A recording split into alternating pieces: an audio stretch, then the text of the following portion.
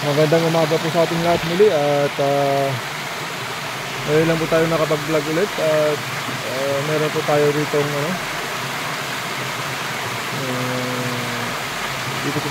dito pa rin tayo dun sa falls nito at makikita natin ito yung dating marka.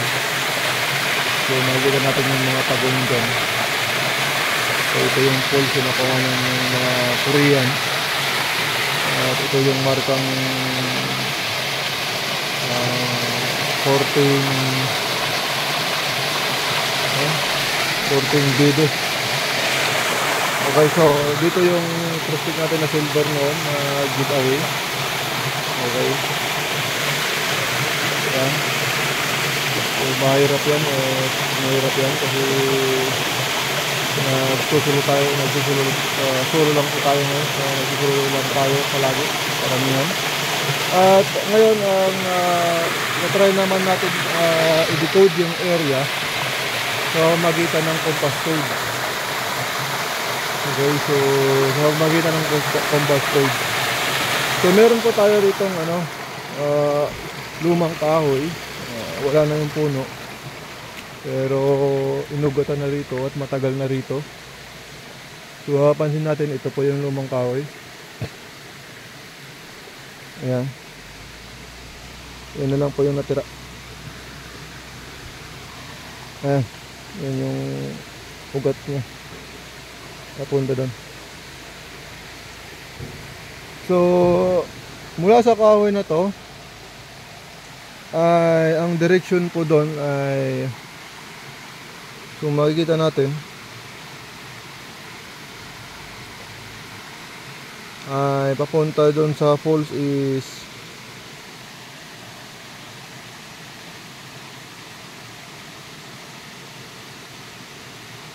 medyo kon lang.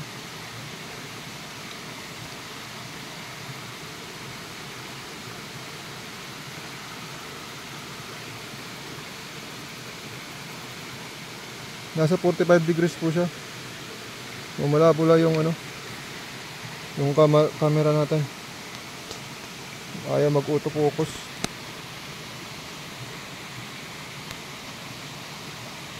Yan.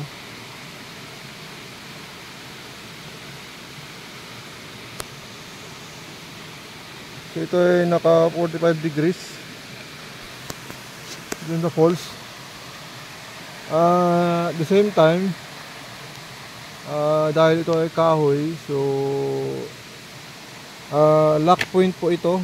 So ginawang lock point yung luma. So dalawa yung pinapatakuyan ng punong ito. Pag lock point ito ay sa east side yung direction at saka east south. So kung mapapansin po natin dito ay yung east side natin ay doon at yung southeast natin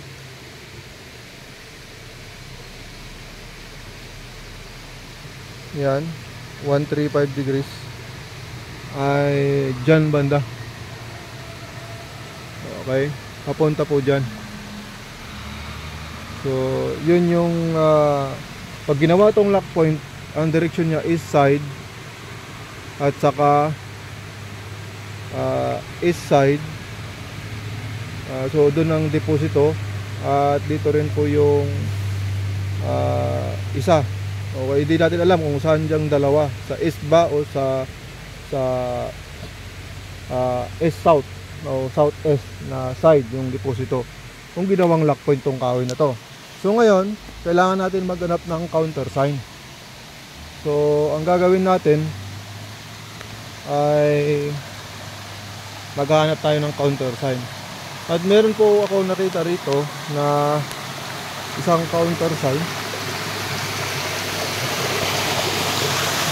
Ito, kung makapansin po natin, itong bilog dito. Okay, so yan, bilog. At kung lock point ito, itong ginawa ay lock point para sa deposito. Nandito tayo sa north, papunta tapo tayo ng south. So papunta po tayo ng south. Ayan. So makikita natin yan south. So ang pointer niyan ay yung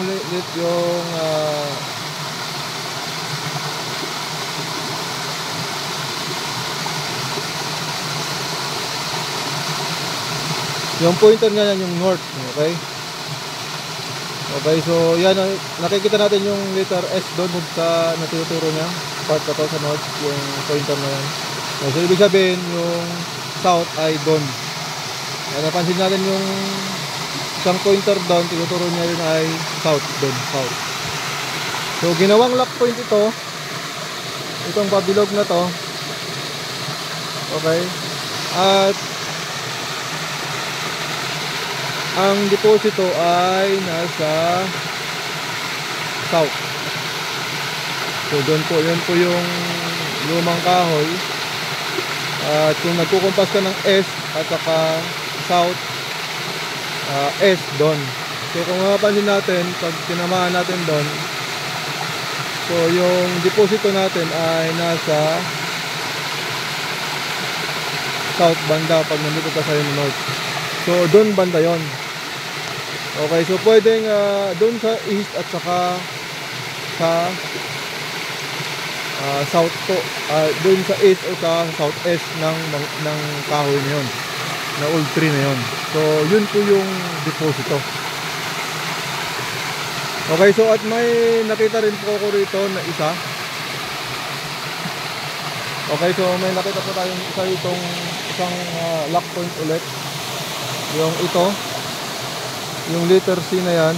Okay, ang letter C po yan. Pag ginawang lock point ito, ang direction po natin ay papuntang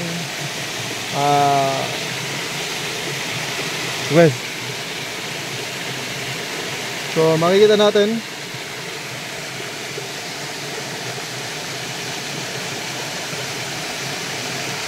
so ito yung letter C. So ginawang lock point to.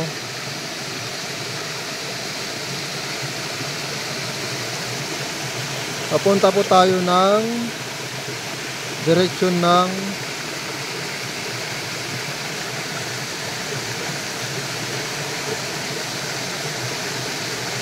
malabo. Hirap pala talaga ito. Papunta tayo ng direction na west, 270. So yung pointer natin ay north at napapansin natin yung sulat sa baba. Meron yung west. Ayan, yung sulat sa baba. Okay. Okay, merong west sabi mo dyan. So yan ay pointer 270 degrees. Papuntang west po yan. So dyan po yan. Okay, so tinuturo na dyan dito. So kung ginawang lock point ito, ang deposito ay dyan banda. Okay, so dito banda. Dyan. At mapapansin natin, maghanap din tayo ng iba pang mga counter sign. Meron pa lang marami pang mga counter sign dito na nagtuturo ng mga deposito, pero yung mga kuan na lang, yung mga basic or lagi na lang natin nakikita ang ipapakita natin. Okay, so meron din po tayo ditong split na rock. Okay, sinati ko yung dalawa. Okay, passageway po siya. Okay, so pwede mong itong kunin mo or pwede rin ito, pero ito mas malinaw to, yung biyak na ng bato na to. So kung makikita po natin, yan po ay nasa, ang degrees po nyan, yung passageway natin ay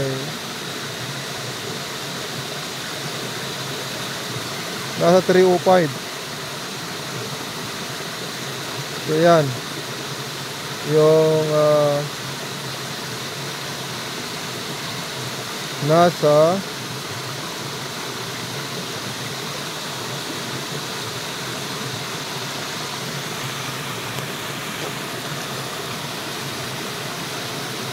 pasensya na kayo.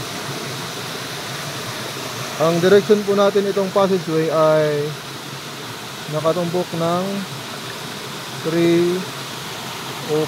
Yan. So ang tinutukoy pa rin niya ay Sa 305 ay doon banda. So dyan po yung isang deposito. Okay, 305. So yan po yun. Okay, so ayan. At isa pa po ang deposito na andyan.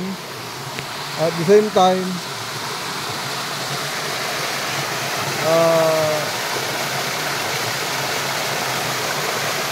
kung mapapansin po natin, itong markang ito yung parang BB o tawag dito duck. Medyo para siyang duck. At kung magkukumpas ka rito sa duck na to,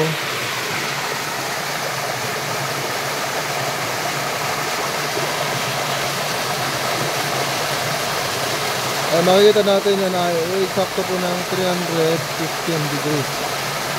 So 315, so northwest po siya. Katamaan niya rin po yung deposito doon. At isa rin po ay yung lumang kahoy na to. Okay, at mapapansin po natin ang direction po niya pag kinumpas po natin ay nasa north po siya. Okay, so ituturo pa rin niya yung banda ng north. So north side. Okay, ituturo niya pa rin yung deposito doon. So yan po yung sa area na to. At makikita natin na meron pong deposito dito. Malamang sa east side ng punong na to at doon sa may tawag ito southwest. So doon po ang isang deposito at mayroon pong isa doon.